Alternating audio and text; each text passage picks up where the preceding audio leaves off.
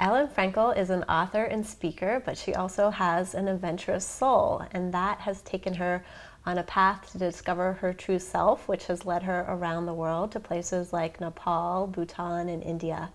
And so today I have the pleasure of interviewing her about ways that all of us can really tap in, become more authentic, and lead a more meaningful and fulfilling life. So thank you for having me. Thank you.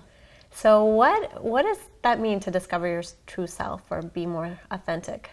Well, I think, in this culture, we all play so many roles, so many expectations, and that's all well and good, but sometimes we get so caught up in what other people expect from us and what other people think we should be that we lose sense of who we really are.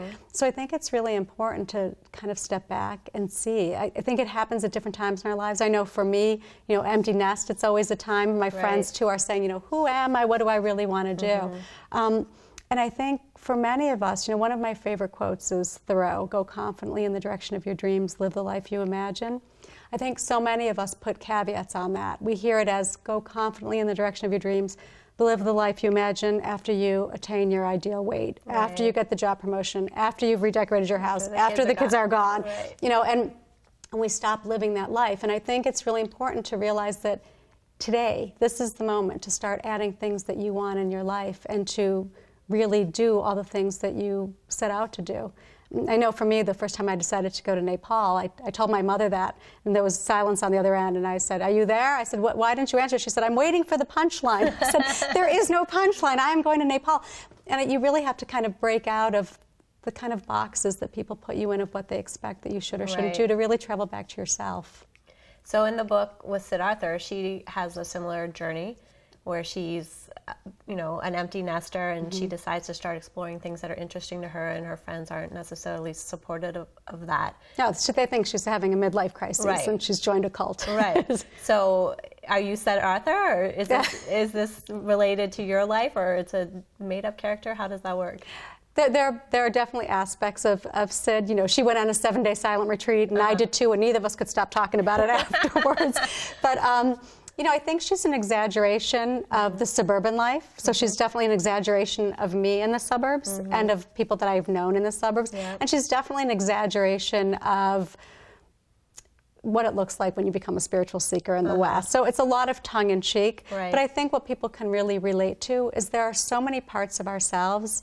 And, there's that very suburban Western mind, but there's also, for many of us, that spiritual Eastern heart. And so Sid has to wrestle with how to not only live that, but how to live that in the midst of neurotic family and her own neurotic self and her mahjong group and all of that. Relate to that kind of pressure from the outside. But I think what's so nice at the end with Sid is very much, I think, in the end of, well, certainly, where my life is right now, when people say, well, are you close to enlightenment? What does it feel like?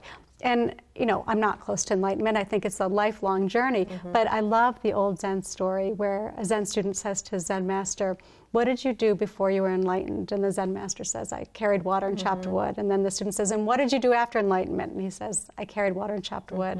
So much of your life can be changed with nothing on the outside changing. It's what's internal. I think that's a message for my own life, and certainly a message that Sid comes to in her life in the novel. So for those of us who are living in suburbia and interested in exploring what that means to connect to our true self, how would you recommend we take the first steps? Well, I think one of the things is to really look at, in that metaphorical sense, what are the fences? What are the things that we think we can do, and what are the things that we'd love to do but we think we can't? And then to begin to really question, is that true? I've told myself for so many years, I can't do this, but can I? What would it look like? How would it feel? And start moving into that idea of, rather than I'm scared and I can't, and what would people say, to what will happen if I do?